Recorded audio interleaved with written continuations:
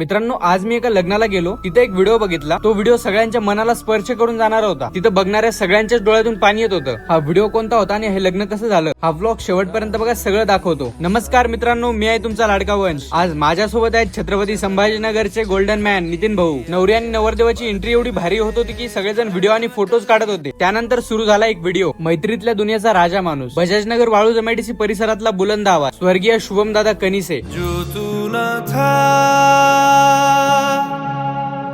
करते थे हम